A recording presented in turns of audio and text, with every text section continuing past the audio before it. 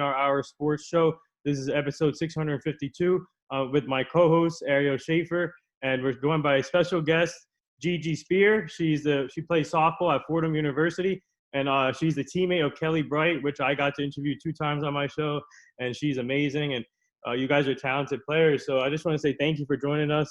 This is an honor, and I'm really looking forward to this interview. And first of all, how are you and your family doing during this tough situation? Oh, thank God we're all good. And thank you so much for having me too. I'm so excited to be here.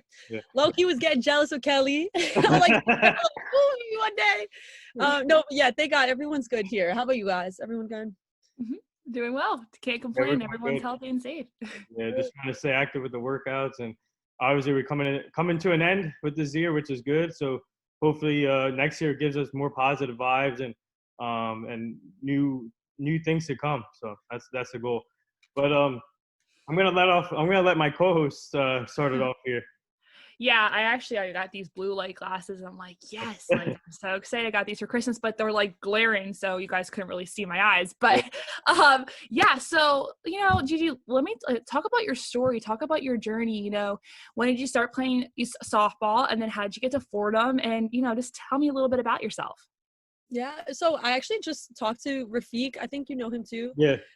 About this, and it's crazy because for me, like, I love talking, and like sometimes I'll just start talking and then realize, wow, this is like a very long story, and like it really is so meaningful a lot of ways. So for me, I started playing softball when I was like 8, and I was telling him earlier too, I come from a big family. One of my brothers is over there too.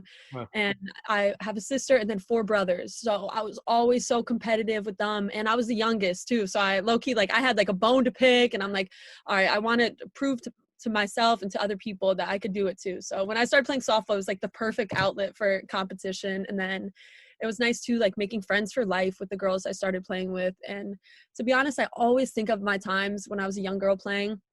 It was just fun. Like, we would be rolling around in the dirt and like living our dream. It was so fun. And so now I remember that in the times where I'm like, oh God, well, this is a grind. Why am I doing this? I'm like, all right, this is why. It's for that little 8-year-old girl just rolling around in the dirt. And then years go by, and I started to really like it more. And then I had time to decide where I wanted to go to high school. And for me, I grew up in a not too nice of a city, and my mom is a single mother of all of us, and she's so amazing. And I had the opportunity to go to this private high school, and I'm like, oh, that'd be amazing if I could go to this private high school and then eventually go to college, kind of, make a different path for myself. Not growing up with money, I was like, wow, to be going to college and everything would be an amazing thing, and such a great opportunity to give back to my mom later down the line. But I did want to play softball too. And the high school I was going to was not a competitive sports school at all. Like, I always joke because the school is famous for squash and fencing. And I'm like, what are these things? Like, when I was coming in, I'm like, I've never heard of that. Yeah. So I ended up playing softball there, and we ended up developing the program, and we won my junior year. And I think it was one of the first times we had won in so long. So that was really nice and rewarding, but it was really hard too, because I found myself where I'm not at a great sports high school, but I have these big goals of going and playing in college. When I really started playing when I was a young kid, I looked up to like Bianca Bell, who played at LSU, and she was amazing. And I started to get so many role models, and the classic one is Jenny Finch for softball. And so I just looked up to them, and I wanted to do that. And I was getting recruited to some D3 schools, but I also had big dreams of going to the city and to have a big career too. So I didn't want to go in the middle of nowhere and go play at a D3 school. So I went to Fordham after I got in. I went in March of 2018 to watch them play. And I remember seeing them lose to our rival, UMass. But I didn't care. Like, I thought the environment was great. They were competitive. And they all look back on that game now and be like, that was an awful game. It was like a doubleheader, and they hated it. It sucked. But me watching, I'm like, wow, this is amazing.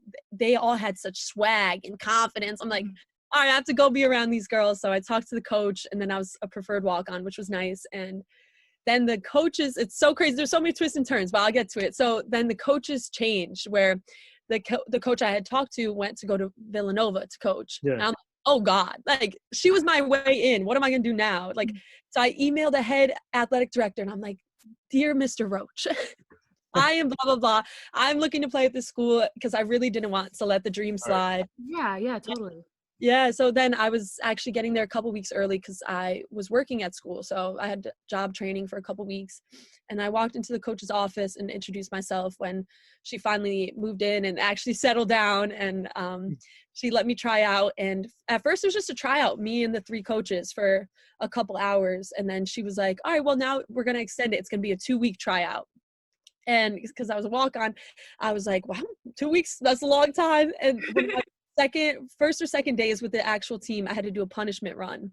Oh, wow. It was like really being tested on how much I wanted it, but thank God I ended up making the team, and now I'm a junior on the team. I feel so comfortable and it really feels like home. So it's a very long journey, but I'm happy at where I'm at now.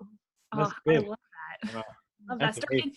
You said you're a walk-on, so your preferred walk-on, and for our viewers who don't understand, there's different types of walk-ons, because I'm a rower at Alabama, so we have preferred walk-ons, we have walk-ons, and then you have recruited walk-ons. So kind of like break down what a walk-on means for especially like for any division, 1, 2, or 3, but for Division 1, people don't understand how hard it is. Yeah, it was so hard, and I was so shocked to be the only person at the tryout too, because the coach kind of thought, like, and we joke about it now too, me and Coach Melissa, where she thought so many girls were going to be trying out, and I was the only one. And last year we didn't have anyone try out, this year no one. So it is not a common thing, I think, especially at such a competitive program. And I'm so grateful to be where they're very successful at Fordham softball, and we are, now that it's we, I feel like it's we. But yeah, so walk on, you aren't recruited. Like I said before, I was being recruited to D3 schools. So then you would be signing a letter of intent. You would be guaranteed usually late in junior year, maybe even fall of your senior year for a spring sport. And yeah, you're guaranteed that you're going. That's all the girls on Fordham softball besides me, is everyone had signed a letter that they were going to go here. They're going to get X amount of scholarship money. And that's what they were going to be doing for 4 years. But as a walk-on, you have to either try out or you're invited on by the coach. So like I said, the other coach had left. So I kind of lost my preferred walk-on. So I really had to grind. Like I really had to go and shake hands with her and introduce myself and say how much I wanted to be a member of the team and to be a part of such a great program. And yeah, it's hard. It's definitely, I mean, either way, it's a grind, but this one's a little bit more too, because there's so many more hurdles you have to take to just get to a spot where someone might have had like a year ago by signing a letter. So, yeah. So, Kelly Bray was there before you, right? Yes, she's a Okay. year older. So she's a senior. I'm a junior. Yeah. So, what was the recruiting process like from her and her teammates? And did any other players from different sports at that school recruit you too? Because my friend Hannah Misery, she played college basketball there in Fordham, if you know her. Oh, wow. Yeah. I've heard her name. Yeah, but I don't know her. Yeah, she's amazing, talented player. But what was the recruiting process like from Kelly and her other teammates? And what was it like from the players standpoint? Oh my God. Well, I would not say it was recruiting. It was, if anything, that was another test too, because like I said, these girls were gritty. They were cool. They're swaggy. I'm a little 18, I mean, not little, but I'm like an 18-year-old girl coming into this program, and I was nervous. I was excited, but I was so nervous. And the reason I say it's like the opposite of recruiting is because they could have done everything to like push me away. And I remember actually, like, to be real, I was so nervous that they were like not accepting and stuff. And actually Kelly, who's my absolute best friend in the world right now, she bullied me. Not a real bully, but my first ever lift with the team. I'm meeting everyone, blah, blah, blah. I think it's 6 a.m. too, so it's early, but we're still talking. And she has these hoops on, like I have hoops on now. Yeah. And everyone's like, oh yeah, this is Kelly. She loves wearing hoops. And I was like, wait, I love wearing hoops. I didn't have it that day, but I'm like, wait, that's like my thing. So we were low-key beefing from the beginning. And she's older than me too. So she's like, no, that's my thing. That's my thing. And then we ended up finding that we had so many more things than that in common. And it worked out. But they also, I had a YouTube, and I still do, but I'm trying to update it. And they had watched all my videos. So they're coming in and they're like referencing the videos I took, and like my recruiting video and like videos I made in high school. And they're like, oh yeah, blah, blah, blah. Like I would walk into study hall, they'd be watching the videos. And I'm like, oh my God, like in a way I was like, wait, this is bad. But really it was like supportive because they wanted to get to know me. So yeah, it was very intimidating because of who they are. But then they also handled it where they're like, we're scouting you. Like they were scouting me as a person, as a player, and as a YouTube try hard. Like they were scouting me.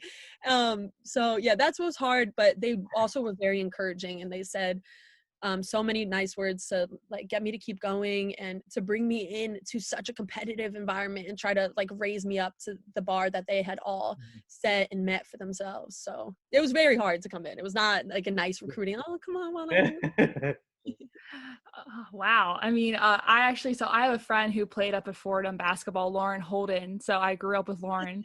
okay, cool. Yes. So I always played basketball. Obviously, I was on the team with Lauren growing up, and we went up to Fordham, and what a cool school. So like, it's like, how close are you guys from New York City? Like, kind of talk about your experience at Fordham, like, or your experience currently at Fordham, because like, it's a really cool school, and I think people really need to like look into it more because it's awesome. I loved it.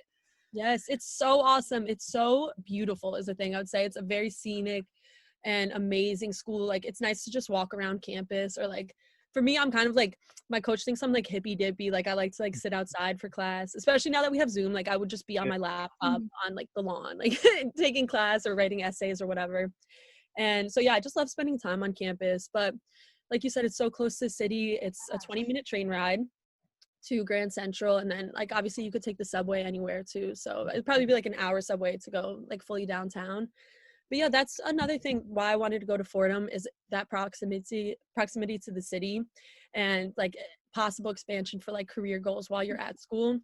And I think it's also a beautiful thing. And this is like a very, I don't think anybody else would actually say this, but like it is a Jesuit school. And like, to me, I'm like not that religious at all, but as like time goes on, I'm more interested in religion. I just like finished a religion in the modern world class. And like it's weird because I think there's a lot of kind of wrong things about Christianity particularly, but like all the priests are gonna come at me like, what are you saying? But what I would say is like for like Jesuit values that they try to push, where you're like men and women for others, that I do see that at Fordham. And one of my favorite things is Java with the Jesuits, which is like every Thursday before Corona. They would have coffee and cookies and stuff like that, and like you would just talk to Jesuits and like talk to other people about life and stuff. And I thought that was amazing because you're like pushed to like learn about others, and then to translate that for me, because I told you I come from a city, so going to the Bronx, a lot of the people I was around had never really been in a city before. And of course, like I'm from Bridgeport, Connecticut. It's so small compared to the Bronx, but it's like just I feel like a larger scale representation of where I come from. And so a lot of girls, or even just boys, anyone around me, were nervous, like, oh God, it's a city, there's a lot of, like crime and things like that. But especially this summer and spring, where there's more social justice initiatives at Fordham, it's like we're kind of breaking down the barrier between our beautiful, pristine, well-manicured campus and then the city around us, which a lot of students could be very nervous about coming in. And I think for me at Fordham, it's nice because you have like that huge dichotomy of like higher education, but then also people who are kind of struggling just to make a living too. But then you're like forced to realize everyone's people, and like you have to have like the commitment like for other people.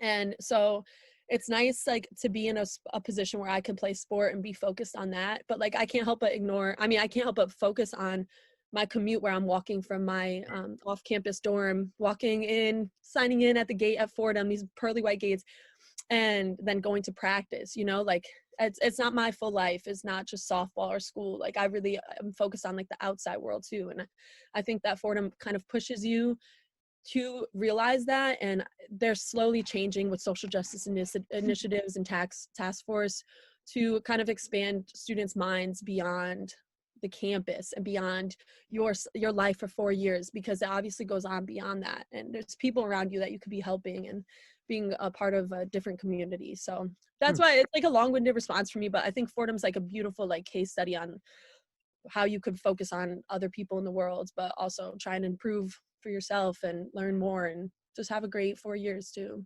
Yeah. So take over the years, take me back, like what the atmosphere was when you guys had fans during the games, and wearing that Fordham jersey every day or every night, wherever, depending whenever you have games. But what was it like just playing in front of those fans and playing your heart out and playing hard every day and for the coaches and your teammates. Yeah, it's so crazy. I mean, we haven't had to play without fans yet because our season was canceled. And I think that this year, hopefully that a couple people will be let in to watch, because I know there's like some diehard fans, and especially our parents too. Like every girl's parents who kind of lives close will try and come to the games. And so hopefully they could come. But when they are there, it is crazy and it's serious. Like I said, when I was actually in the stands, like I'll rewatch the game footage from that game and I could see me and my dad sitting in the stands, and everyone there too that was a Fordham fan. Or even it's just like random groups of old men will come and watch too, like die hard, like they have their Fordham hats and everything. They were serious and they'd be cheering for Fordham. They'd be booing against the other team. And for me, like as a person, you know, I'm rocking the WNBA hoodie. Yes, like I like that. Yeah, I just got it for Christmas. That's awesome. I can't find it. Every time I try to go online, it's always sold out. I can never get it. So I'll send you the link where I got it. Okay, cool. Thank you. After this. Yeah, I noticed that. So that was my next one. I love those sweatshirts. It's amazing.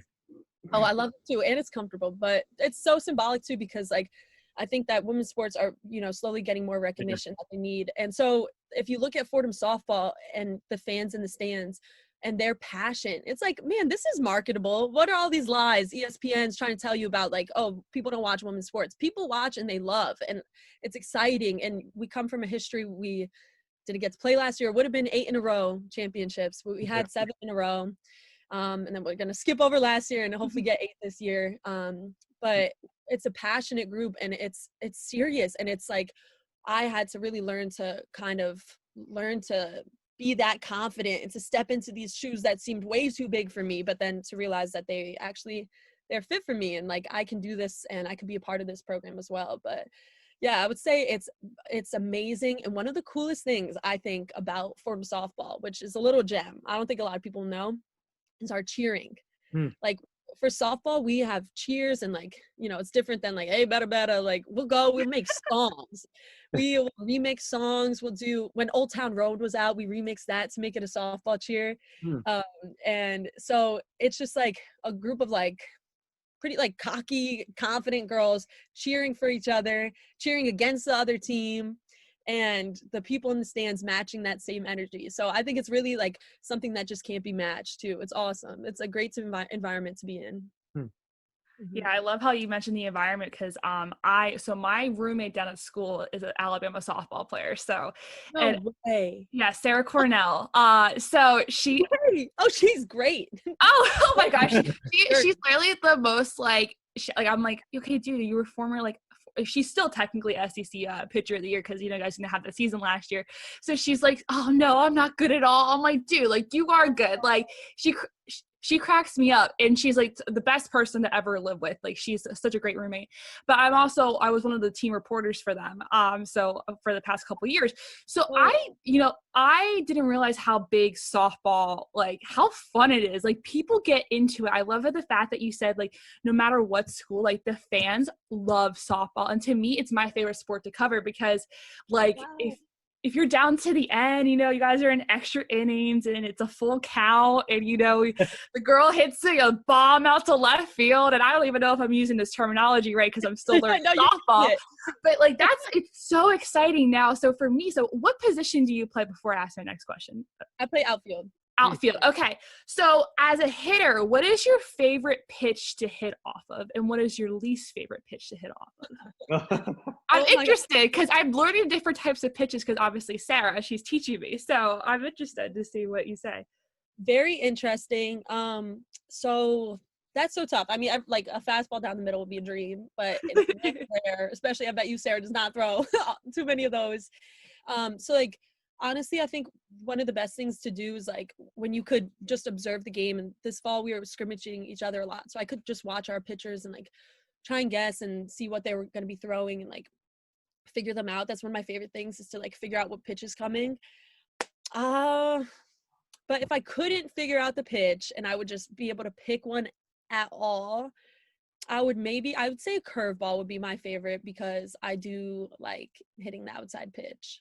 And I know that's probably going to come back to bite me when I get struck out on an outside pitch, but yeah, I would probably say curveball. I just think it's so amazing because like the fact that you guys have to hit off of something that fast is like absolutely insane to me. Like, and also too, like you have to like once the ball hits that bat, you be in the outfield, you having to catch that. Oh my gosh, I would drop it every time. So much respect to you guys. But I would ask my follow-up question is, what is your favorite softball moment? Like either playing or just like everything. What's your favorite all-time moment? I don't know if you have a certain like play that you know you scored the winning run, or like what has been your favorite moment at Fordham softball? Okay, I think that's so interesting. It's really hard because there's so many good moments. And then it's another hard thing too, because we didn't get to finish last year. But I would say one of my favorite moments was freshman year. And sadly, like we didn't get to play an actual championship game due to rain. So we were regular season champions because we had the best record. And so we got the tournament bid. And so we got to fly out to Washington, played Washington. They were ranked number 3. Oh my God. And they were dirty. And I wasn't playing. I was watching from the bench. Kelly and I were making little videos. Like when the camera was on our coach, we were making videos, like fake boxing, doing stupid stuff. And I think that was just an amazing thing to be competitive with the number 3 ranked team. I don't even know what we were, probably like 49 or something. And we went, it was 0-0 to the 7th inning, and then we ended up losing. But I think that'd be my favorite moment, to be like, man, we were here, we did this. We're Fordham, we're scrappy, and we're playing against a great team. And we showed we could hold our own. We didn't finish that off. And I didn't even get to play, but I think my favorite playing moment was in high school. And that's sad. I can't wait to have a college favorite playing moment. But high school, it was our championship, tied 9-9 in the 7th inning. And I got the winning hit, like runner at first. So I knew I had to have a triple or more. So I hit a triple, and we won. That was my favorite personal. Wow. Love that. Oh my gosh. Got goosebumps when you said that. So I asked Kelly about connection with Fordham University and building those relationships. So what's it like seeing like alums like Michael Kay and Mike Breen from Fordham, and has any like people giving you advice throughout your career, like Jenny Finch or Amanda Scarborough too, another one? Man, yeah, Fordham runs deep with alumni, and WFUV alumni too. And I just would like to hype Kelly Bright up for a moment, because I was on FaceTime with her, as I often am. And she was like, oh man, I gotta go. Mike Breen is calling me. Oh, wow. Like, when did this girl get so big time? Mike Breen is calling her. Like, and yeah, so that just shows you how awesome the alumni relationships are, because they all start at Fordham. They, you know, a lot of people go and they make it big, but they want to come back and like bring people up with them. And I think that's amazing. So yeah, I think personally, just honestly being surrounded by people who can inspire you, first of all, and then seeing people, I realize more and more the value of having role models, seeing what they do, their progression, and their projection too, how they got to where they are. So yeah, I think for me, I don't know if I have a specific alumni. Something that's really cool for me is my great uncle, which I didn't know till I like actually enrolled at Fordham. It was not a reason I even went. Was my great uncle's Jack Coffey, who was like a very like celebrated like baseball coach, and he has a field named after him. And I didn't even know that field existed at Fordham until I got there. So it's just nice for me to be like, I'm making this life for myself, and I'm focused on my future at Fordham. But I could look back at my past and my family and everyone who's gotten to me where I am, and my grandma who loves Jack Coffey so much, and be like, man, okay, I'm also here for them too. Like, this is awesome, where I could like have a great person who I didn't know at all, but I guess they're a part of my blood. Yeah. And I could see the impact they had on the school, and like hopefully try and also have that impact too. But I also love the recent alumni, like the girls who just graduated from our program, seniors when I was a freshman. They're awesome too, and they definitely have changed my life for the better. So a lot of people. Awesome. That's awesome. But just a follow up. So whoever doesn't know about you as a player, what do you bring to the game? And obviously, so like, what do you bring to the game as an outfielder?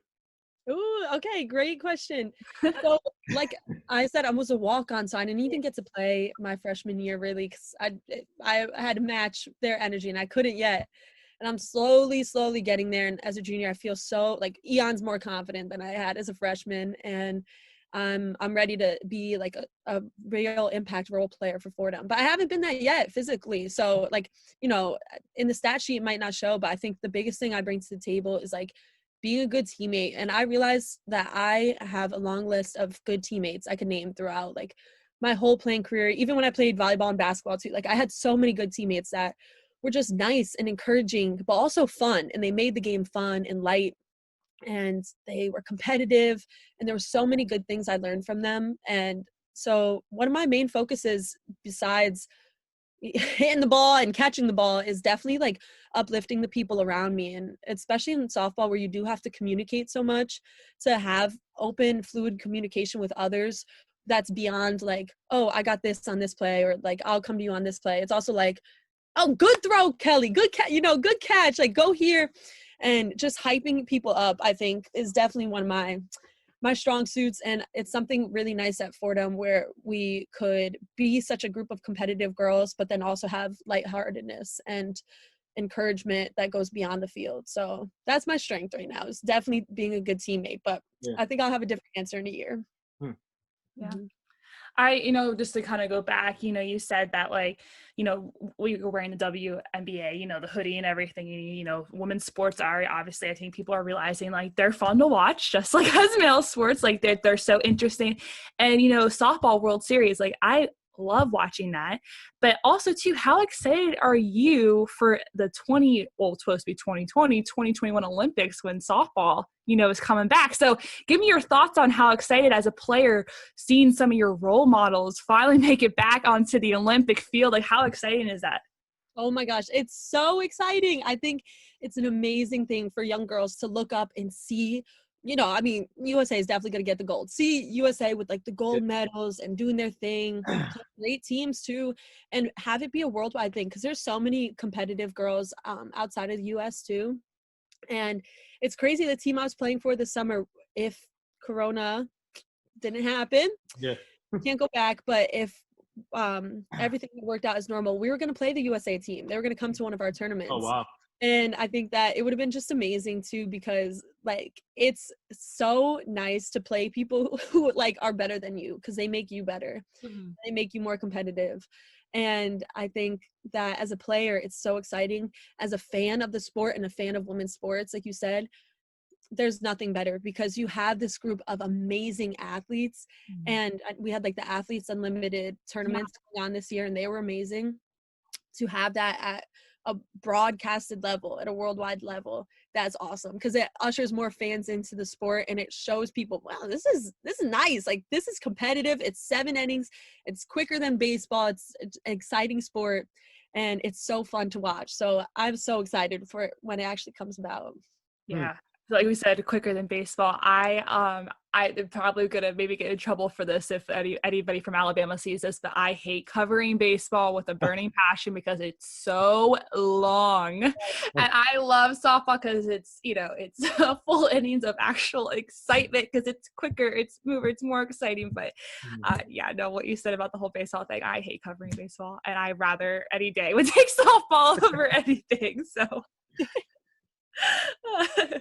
Yeah. So, speaking of women in sports, so how amazed are you and inspired for yourself and Ariel and all these other women getting their more opportunities to cover sports and play, and like seeing Becky Hammond coaching NBA right now as an assistant coach, and I really want her to be the first female head coach in the NBA. We need to make that happen somehow. But what's it like seeing, and then the first female GM in baseball, Kim Nang for the Marlins, and also we got a lot of firsts with the first female vice president, Camille Harris. So what's it like just seeing the growth of women in sports? Because I'm a big advocate in this, and next year my focus is to continue seeing this push. So what's it like seeing this right now? Yeah, I think it's awesome that you have, female hosts and like a female guest right now. Like that's amazing. That's so cool. I'm excited to see more of your podcast. But yeah, I think that it's something I recognize, because I do some sports coverage too with WFUV. Yeah. Is like, it's kind of like a chicken and the egg thing. Like, oh, do people really not want to watch female sports, or are networks just not covering it? Because even in my broadcast, when I would do like the Tuesday morning, 6 a.m., no one's really listening but my dad. Like, I would be talking about like NHL and local New York sports, but it was very rare that even I, who's such a big advocate for women's sports, would bring up women's sports. And like when something happened, like I know there was the US Open tournament going on when I was covering. And so I would obviously talk about Serena. I would talk about local WNBA teams too.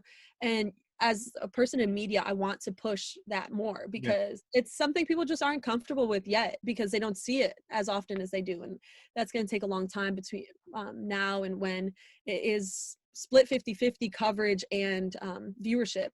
But I think the more you cover, the more people view, you know, like I just think the sports really speak for themselves. And so when you have women covering those sports too and crossing boundaries where you don't have to be limited as a woman to covering women's sports because you might have experience in that, you know, like a lot of men who cover sports don't have experience in that sport. So like, what are we really saying here?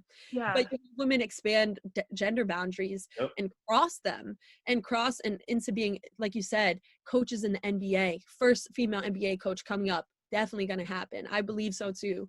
And obviously we have Kamala as the VP now, revolutionary. And so I think it's slowly changing, but for me, I think I realize the value more and more of having our own, you know, there's this quote I learned this year where you have the sun and you have the moon, and the moon doesn't try to be the sun doesn't try to be the moon. Like they could be both be their own thing. And yeah, you know, like we have the WNBA and the NBA, and the WNBA borrows a lot of things from the NBA, even the cities that they play in. So I think that women don't really need to conform to the, you know, the boundaries set by men and like set by the male standard. So I think that we could realize the value of being our own thing, being our own entity, being like the sun if they're the moon, or being the moon if they're the sun. Like we'll be our own thing, and we don't have to conform because we have our own strengths and we have our own things that we bring to the table. And yeah, there's a lot of crossover. Yeah, like softball's very similar to baseball. The WNBA is very similar to the NBA, but they have their own things. And even especially women who are covering the sports don't need to conform, and they don't need to be talking like men. You know, they might have like inclinations. We don't need another female, like we don't need a female Stephen A. I think that could be great. When we have it, that's going to be cool. I can't wait. I can't wait. Maybe she's coming up right now. Maybe it's Ariel. Like we'll see someone like, and we just don't, I don't think you have to match the energy particularly, but you don't have to be limited either. You know, like you don't have to be a soft-spoken woman. You could be loud. And if you don't want to be loud, you could be who you are too. So I think, that's one of the biggest takeaways from this year is that women do their own thing in sports and sports coverage. So it's nice too, just to get more representation too. It's like a pipeline effect where you have more representation up top, and then more women, you know, local broadcasts, local things, local games will be more inclined to keep going to where they are because they see people succeed. And that might be a political thing, like Kamala bringing more people wanting to get into local politics, but you also have like, you know, like a Rachel Nichols or someone, or Doris Burke, who's like a big time sports announcer. You see that, and it's encouraging because you're more inclined as a woman to realize that you could be successful in the field. Okay, I know you said you had your YouTube channel, but do you have your own podcast? Because you're brilliant. Like seriously, you need to start your own podcast. Like basically everything you just said, like girl, like you need to start a podcast, and you need to, like, seriously, like you're brilliant. Like literally. Thank you. My next question for you is, you know how everyone's seasons were canceled. Like my rowing season was canceled, softball, you know, you guys were canceled. So what has like 2020 taught you? Like what has this pandemic taught you? Because like for me, it taught me, like, I didn't think I took my sport for granted until it was taken away from me. So what has this pandemic and like living in 2020 taught you? Man, well, I also just want to say rowers are serious. Like, you know, man, those girls are grinders. Like, I don't know about you, but every rower at our school has practice at like 5-6 a.m. too. Like, and they're strong. Like, so much respect. So yeah, regardless, for me, 2020 has been such an eye-opening year because when I was sent home, like I'm such a go, go, go type girl. And like, I love to just like fill my plate up and have like a booked day. And, you know, I have like class and then practice and then class again, but then I have to go right back to practice and then like, you know, go to work or like do an extracurricular thing like that. And then I finally get home and can go to sleep. But when we were sent home in March, I was like, man, all right, let me take a minute. Let me just take a minute and breathe and, you know, make sure I'm safe, everyone around me is safe, first of all.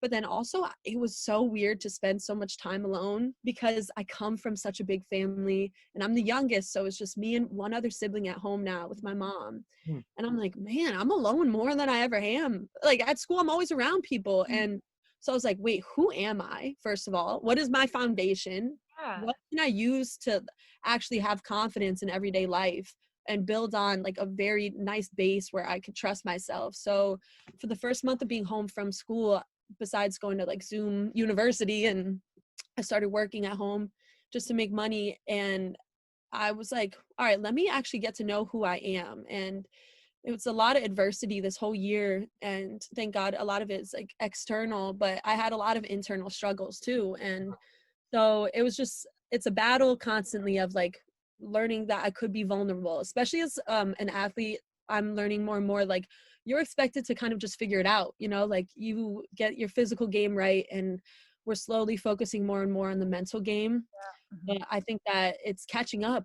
It's catching up where you want to have like an even 50-50 and make sure you're safe physically and mentally. And at Fordham, we just started Fordham Connect, which is for student athletes. So we'll meet every week.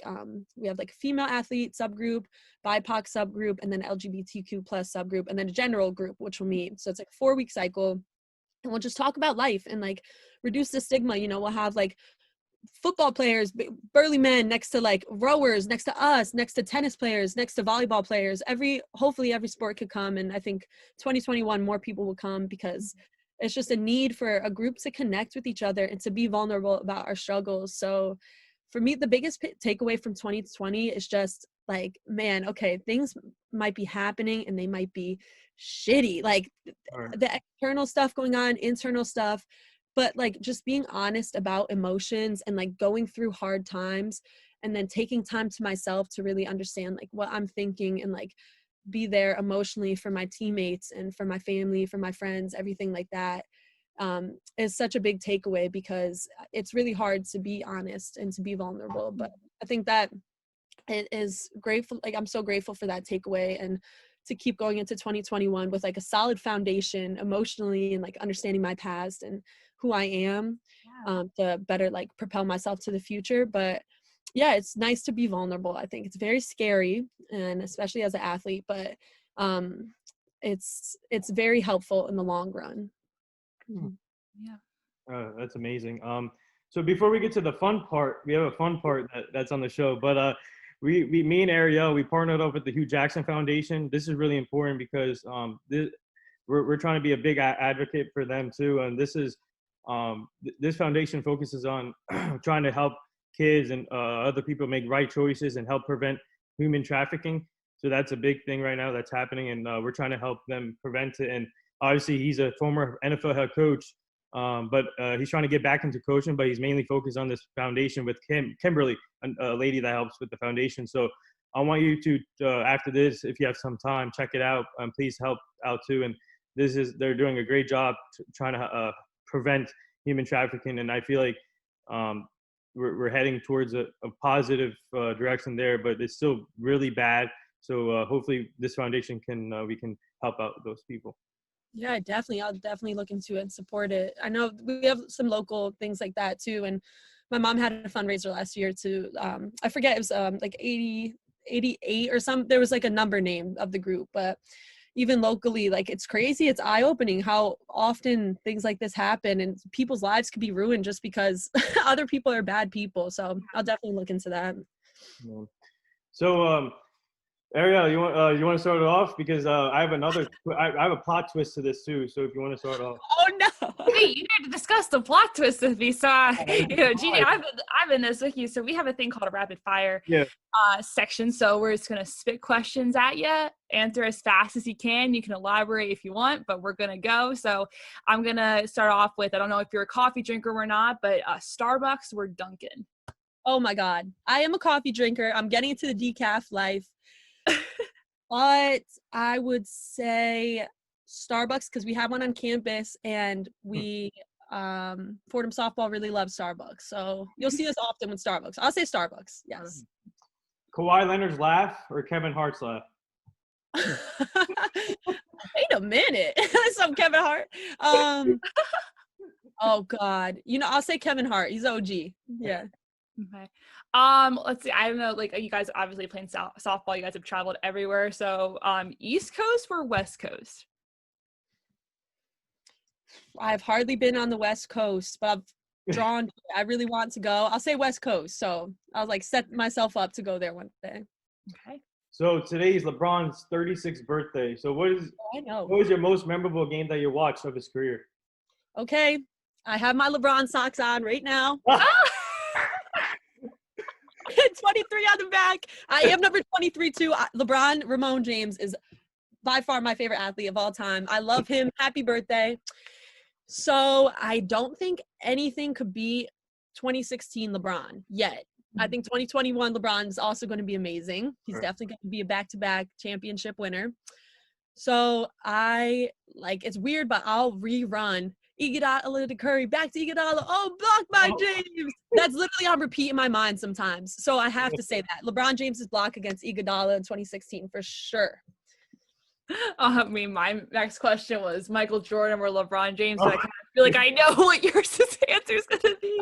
It is a tough debate. It is. I really get it. I get both sides. If I was alive during MJ's prime, I probably would have a different answer. I don't know. But as a person, LeBron, every day of the week. I actually, my boy J.R. Smith was on both championship teams, one in Cleveland, one in L.A. Wait, your boy is J.R. Smith? Yeah, Oh God! I'm good friends with his brother. We went to the same high school, Jackson Memorial. Man, shirtless J.R. Henny J.R. JR not going up for the shot, JR. Man, no, but shout out to him. He's a great team. I really like him. His family is great. With the Knicks too. We can't forget as in New York. Yeah.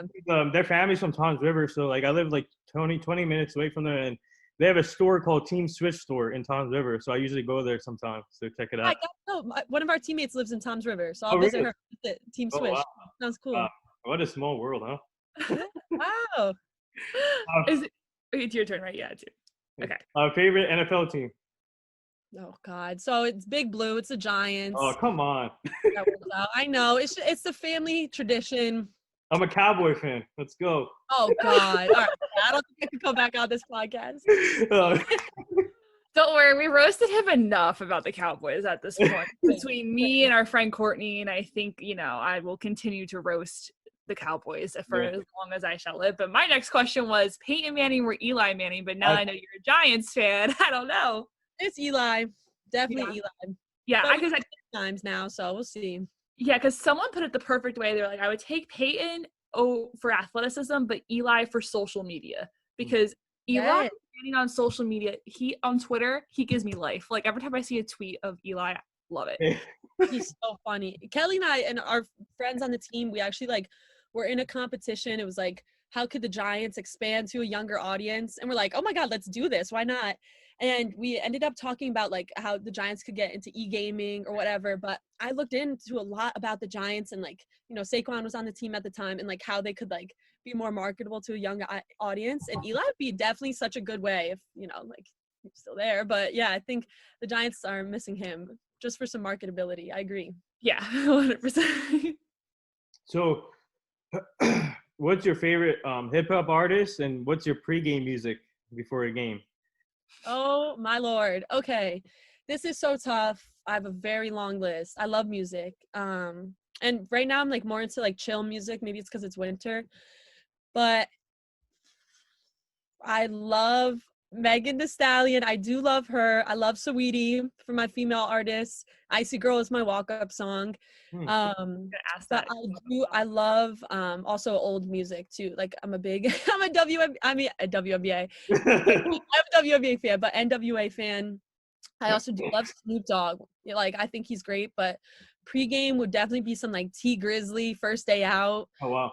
Yeah. I would actually be sweating by the end of that song because I've rapped so hard to it. But yeah, pregame playlist would be very hardcore, hip hop for sure. I have a couple pregame playlists, but then I like my teammate put me on to Marvin and Chardonnay by Big Sean. I think that's just a fun song too.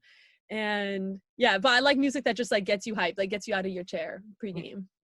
Is your walk-up song going to be the same? this year? Yeah, I think I'm gonna Yeah. keep Icy Girl, but then I love like Roddy Ricch. Feed the Streets might be one. I go back and forth, because we get like 2 or 3 walk-ups, so I have to pick my second. But yeah, definitely Icy Girl is gonna stay throughout my career. Love that. Oh my gosh, love that. I think I don't know what else I need to ask. But you got anything else? This is where my plot twist comes in. So wait, hold on. Before I get to this, so when you guys, I gotta ask you this: when you guys play UMass, right? I'm not saying disrespect, but you guys do like troll music to them at the pregame before playing them? Like do you troll them? Absolutely. Like I actually don't know how much I could say, but Okay, I'm not trying to get in trouble. I'm just trying to make this a little fun. Yeah. Okay. Yeah, no, it's Kern Crafts. Like Okay. na, na, na, na, na, na. Wait, no, not that. But it's a song and we have our own lyrics to it, and we call it Club Ram if we're going on the bus there. If not, it'll be in the locker room at school. Get a speaker out and we'll be blasting some music, and we have our own lyrics that do involve UMass. I won't say them. Because my favorite troll music is Dreams and Nightmares. When I take shots to the Eagle. Oh my God. Because that's their song. All right. Yep. That is definitely some troll music. That is some hype music though too. So it's kind of music. worse. Yeah. All right, so this is where the plot twist comes in. So I'm going to put you to the test. I'm going to ask you a couple questions about Kelly Bright. I want to see how close you guys. I really want to see how close you guys are. Easy. Yeah. Okay. The first one is, what's her favorite food? Barbecue, brisket, probably. Second one, what is one of her quotes that she keeps with her every day? Had to re-up the knee up. She got the ACL surgeries. Probably re-up the knee up. Work hard, play hard.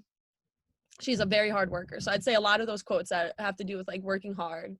Probably, oh my God, probably some Drake lyrics too. Like definitely some Drake lyrics. She loves Drake.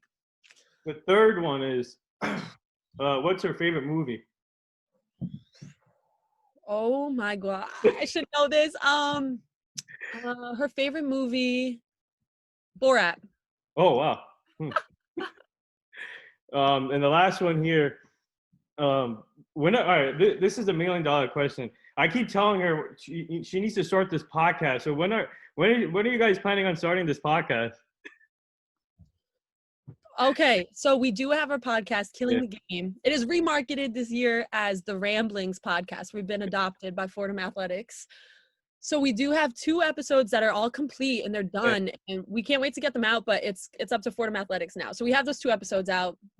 She will be visiting me because I think she'll have to quarantine before school. So she'll be with me for most of January. So I'll say by the end of January, we have those 2 podcasts already. We'll make at least 3 more. So end of January, we'll have 5 podcasts out. I'll tell you that. And you have to come on one time. Both. Yeah. Bring me on. Yes. No, yes. And also Ariel too. She needs to be on too. Ariel needs. Absolutely. Seriously, I told you earlier, like you're brilliant. Like I would be your #1 fan. Like subscribe. Like yes, like seriously, I'm so glad you have a podcast. That's so cool that like Fordham Athletics adapted that too. Like I just love that. I love it. Oh my gosh, yes, a #1 fan already. So. Oh my God, that means the world. That means I need to get some content out then. Oh my God. To give my fans what they want. Totally. But so you want. Yeah, so I'll leave. Era, you can ask the Kobe question or whatever you guys. We usually end the show with 2 inspiring questions. So I'll leave one of them to Ariel. So you can go ahead. So my first one is obviously 2020 like has been I mean, to be honest with you, the person of the year is all the healthcare workers. I mean, they've gone through above and beyond for all of us to keep us safe. So what's something you want to say to them to thank them for all the work they've done this year? God, well, absolutely. It's amazing the hours they put in and how much they sacrifice themselves. Oh God, I would definitely just say thank you. Thank God I've been healthy, and I know some people I know have gone through struggles with it. So just, I would say thank you so much. It's amazing. The work doesn't go unnoticed, and hopefully, you know, they could be matched monetarily as they should be, and like compensated for all the work that they've done and like they continue to do. And I would say, honestly, I would say keep going too, because how much harder, oh God, I need to knock on wood, but I'm just saying, how much harder is it going to get than this year for them too? So if they know they could do this and they could help all the people that they have to keep going and to keep pursuing this, even if they must be so tired from this year, Right. such an amazing thing. And, you know, like they could do anything after this year, and they already have. Yeah, They deserve a pay raise for sure, and they're the real MVPs too. So Yes, true. Very true. so I'll let you finish off, Ariel, if you want to ask the Kobe question. no, I feel like that's your thing. I don't want to. I Okay, mean, all right. this is your thing. I don't want to take this. I don't want to steal your thunder from All this. right. This is the last thing. Kobe's one of my biggest role models growing up, and it really still devastating to say the late Kobe Bryant and his daughter Gianna, which got when I heard the Gianna news, it got to me real hard.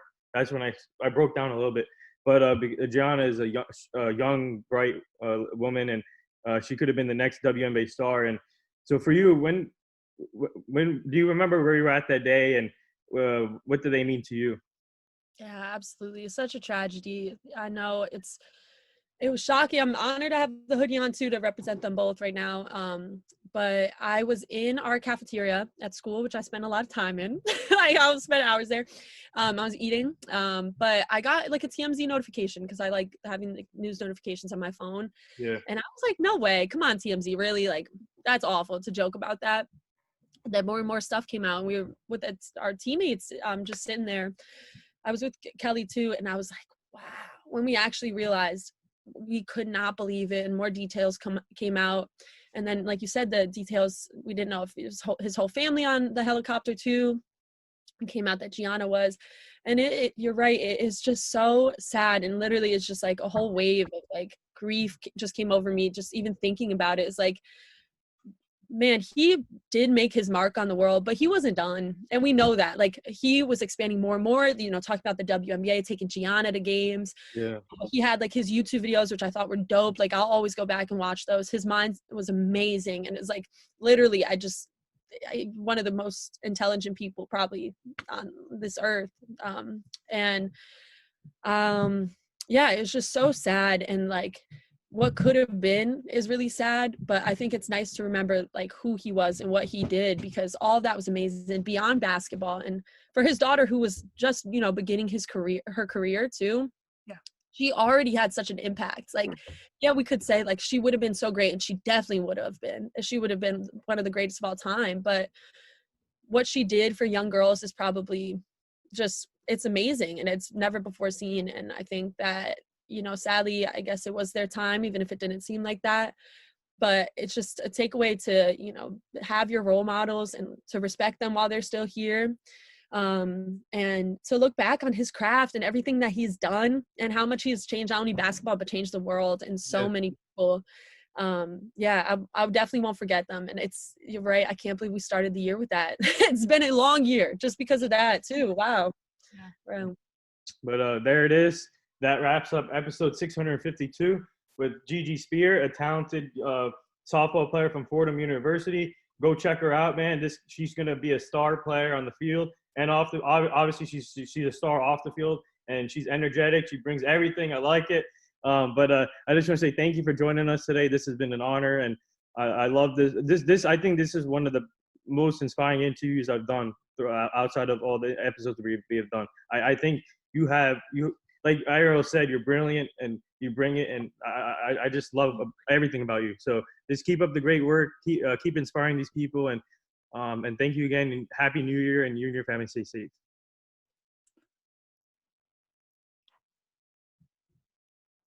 Oh, what?